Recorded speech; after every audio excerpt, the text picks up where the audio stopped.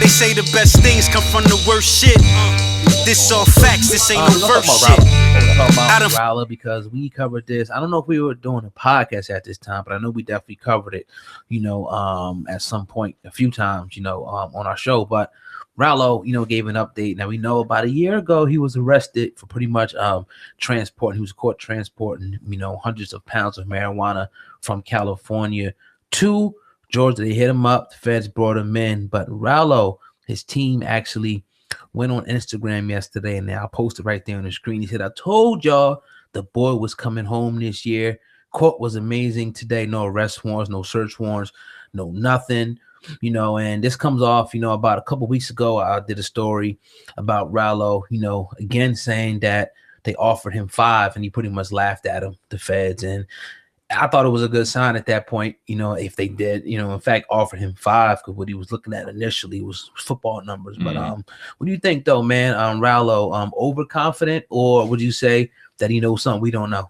I mean, well, he might know something we don't know in this situation.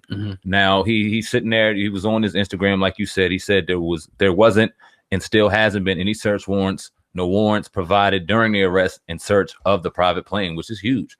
They don't come with that paperwork. They weren't supposed to be in there no matter what they found. And if they know that to be true, then hell, maybe they know something that we don't. Yeah. And that being the case, he might be home right when he said he would. And that would be a great sign, because we said numerous times throughout the podcast when we were covering Ralo that we kind of a little unjust what was going on. Now, we all know that he was promoting the money, and that money has to be accounted for. And we all got into the bits and the pieces on why he really was sitting up in jail. But the end all be all was, he was sitting in jail for carrying $2 million worth of marijuana over in a private plane back to Atlanta, to Little Pakistan, to place in Atlanta, where he was helping and housing a lot of people on his dollars. So, I mean, this looks good for Ralo, and I'm happy for Ralo, man. Yeah, man. Some great points, and a lot of times this is what happened, when guys get caught up, they don't have the representation or the money.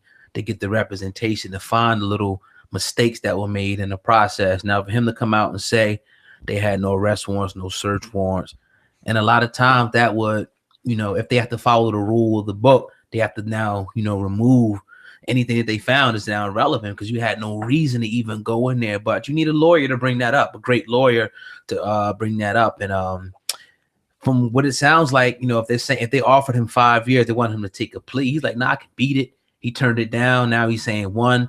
Obviously, they look pretty confident, from what they're posting. And it could be one of those situations. I hear stories about it all the time when you hear guys, oh, he got caught up, with this and the gun. Matter of fact, I had a family member who got caught with a gun, what I'm saying? But they didn't have, I think it was a warrant or whatever to search him, and he beat the charge. So shit happens. Oh, God, let me ask you a question. And that being said, does he look like he's going to do any time? Will he beat this charge all the way and walk out of jail a free man once his hearing comes? And they present the evidence that they had no right to be in the airplane to begin with, the private plane. Will he walk? Yeah, he should be. If he beats the charge, he should be able to. If he goes and he wins, he leave. Yeah. Another question I got for you. Oh God! Now walking out of prison a free man, happy as can be, finally. Because how long has he been sitting in there? About a year now. About a year now. Yeah. About a year now, and he's looking like he's going to get out. What's the next move for Ralo? It doesn't look like he's going to slow down, given the fact of the Instagram and things like that. But he got eyes on him like a motherfucker. I think he'll smarten up. I mean, a lot of people was putting in the comment section like, he just go to Colorado and this, that. I don't think that he would continue to do that. That'd be stupid. I mean, if you in the Fed, you facing life and you get out of there, you better not go back to what they tried to accuse you of. And you went on the technicality, something like such as something like where they didn't have a search warrant or the right to even do what they did.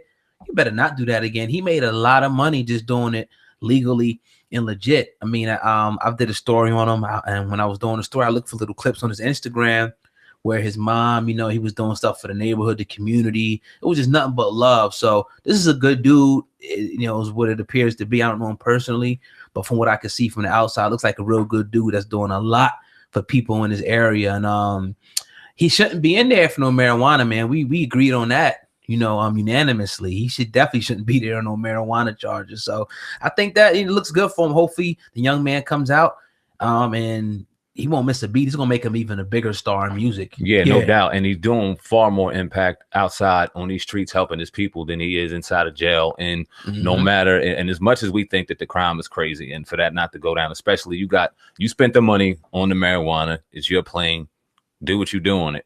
I don't really see the issue. But that being said, people are going to start talking about legalities and stuff. Y'all can have that in the comment section. Or you want to appreciate the view.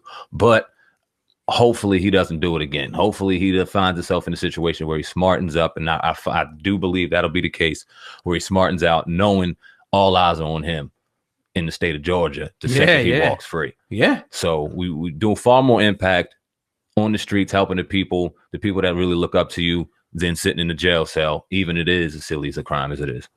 Right. And yeah, we'll you know, I know you're gonna have your naysayers out there that pretty much going to say, oh, he's crazy, he's delusional. You're gonna have that, but you know, I feel confident with his team saying that. I don't think they'll put that out there as a smoke screen. I feel like they went to court, obviously, and they found out some information that, you know, we don't know, and they put it out there. So, you know, free Ralo. I can't wait to see, you know, him come home, you know, and continue to do what he was doing. Agree. Definitely. But you're tuned into the Uncensored Truth podcast with your brother, Old God and Sandman. Going in today on this Monday, everybody that's listening on YouTube, y'all know what I need y'all to do. Go ahead and hit the like button. Make sure that you share this video. I want to talk about the Michael Jackson.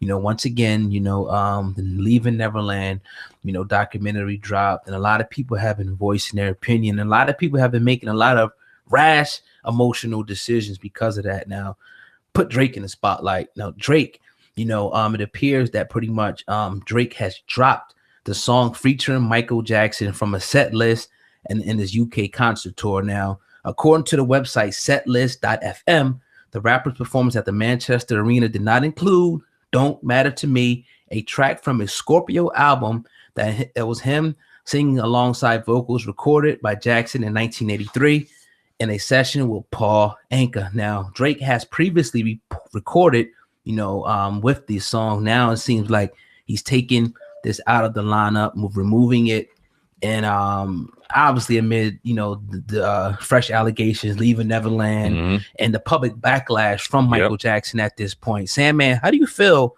you know, about Drake taking this, making this decision?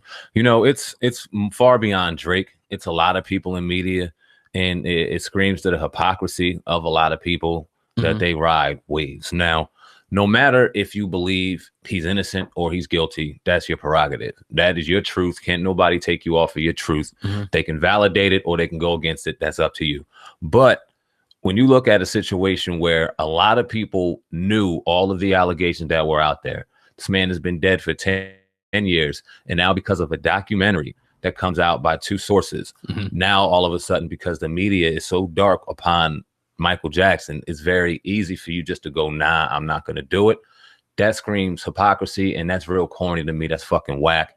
And where are your morals? Where are your balls? Where your balls at, Drake? And like I said, that goes for a lot of people out there, but because you don't see a lot of people going and pointing on the side of Michael Jackson and showing their support for Michael Jackson. And not to say that they have to, but the hypocrisy of looking at a documentary now and not ever having a cross-examination to two sources that are known to lie, not two sources that are credible, not two sources that never had any black eye on them, two sources that are known to lie, no cross-examination, no questions asked to this, that, or the third, everything steered in their direction. And now it's cool for them to take a man's legacy out the way without any rebuttal. Okay, and now Drake wants to take his music off because it's not popular, because it's a wave. When you took the song without his his family's consent to begin with, music unheard by anybody. It was a Michael Jackson song, unfinished, and you take the bars, or you take whatever, you get clearance, however you do, against a lot of the family members will, and now you go ahead and you take away, and with you doing that, Drake, a lot of your fans are going to do the same because a lot of them follow you. So if you supported Michael Jackson, a lot of the people that might have been on the fence may look at it a little deeper, and it's a shame. It sucks, man, because at the end of the day, man, you know, the bottom line with this whole, you know, situation is that, first of all, this man is dead. This man has had his time in court, and it's setting a new precedent now, because now you have it where, like we were saying in pre-production, now it's to the point where you can have someone that actually brings out mere allegations against you, and enough people actually believe this allegation, then people are actually going to start running with it and taking, action, against this person, actually believing that this person did what they said that he did. And it's just sad, man. Now, like we said, Michael Jackson did a lot of things where people would deem questionable, but to do that to children, I don't think he did. I'll stand on that. I think that this is, an opportunity for somebody to come up off of his name.